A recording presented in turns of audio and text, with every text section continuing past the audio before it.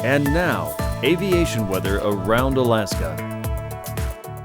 And back with a look at your aviation weather. IFR conditions will set in across the west. This is all ahead of the next low pressure system that's working its way east into the Bering Sea, but predominant situation will be controlled by low pressure still lurking in the Gulf. That'll keep slop moving into southeast, especially northern parts of southeast with IFR concerns there. Marginal concerns around Prince William Sound and the eastern side of the Kenai Peninsula into the Copper River Valley and northward into the upper Tanana and maybe just hinting into the upper Yukon Valley. The north slope still looking at wind driving in some low visibility at times, and then along the west coast with those northerly winds coming in. As we get into the afternoon, you can see IFR advancing eastward still into the western Bering, maybe making it to Adak and starting to encroach on St. Paul and St. George, certainly St. Matthew and the western end of St. Lawrence Island by the evening hours. Hit and miss IFR across southeast, especially the higher terrain around Ketchikan, Annette, and Hyder northward to very close to Petersburg, northern parts of the Gulf, and all the way down toward Northway and perhaps closing in on McCarthy, especially the higher terrain on the other side of the hill.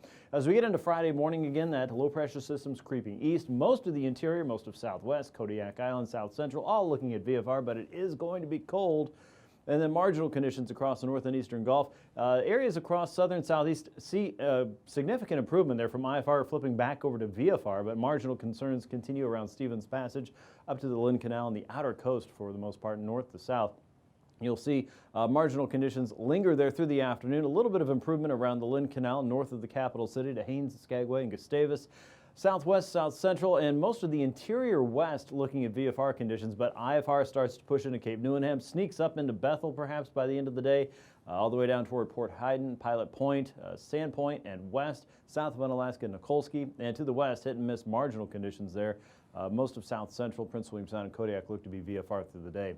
Thursday in Anaktuvuk and Adigan Pass. Right now we're calling VFR conditions, but just to the east of Adigan, it looks like marginal concerns may start to work in there so that for right now, unless that sneaks west, we're not going to have any significant concerns around the Brooks Range passes at this point.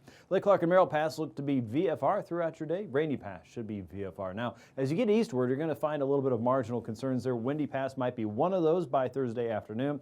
Isabel Pass looks to be even more likely MVFR throughout your day. And then Mentasta Pass could lean all the way over toward IFR as we get into Thursday and last really for most of the day, though. There may be some improvements in the afternoon, so watch for that if you need to get through. But right now it looks to be mostly IFR. Tanita Pass, probably marginal conditions most of your Thursday. Porter's Pass, easily marginal on the Prince William Sound side. And Chilkoot and White Pass start out with IFR and look for improvements to occur during the afternoon. Should be even better again as we head into Friday. As we look at Thursday morning, the surface freezing line still holding north out toward eastern Russia. The central and western parts of the chain start to see that elevated warming moving in too to as much as 4,000 feet, maybe 6,000 feet if it gets an extra southerly boost. Most of the central and eastern Gulf holding around 2,000 feet from about Gustavus all the way down toward Ketchikan and Annette, the surface freezing line just to the north. And you can see that holding over the Kenai Peninsula, Prince William Sound, Kodiak Island, and then taking a jog over the Alaska Peninsula around Sandpoint. Icing potential certainly there. You'll have to go above 3,000 feet out in the west, especially for Adak there. It looks like areas around St. Paul and St. George also getting in on some of that additional moisture and cold air. Out in the east, though, it's a little different story. The levels don't look a whole lot different, 2, 3, even 4,000 feet there and above. But what we have across the eastern interior and really parts of the interior areas of Prince William Sound is significant cold. And so it's not that the moisture isn't there, it's just that the temperatures are too cold, in fact, for icing potential to be that great. So getting up above this actually gets you into slightly warmer air where icing potential increases.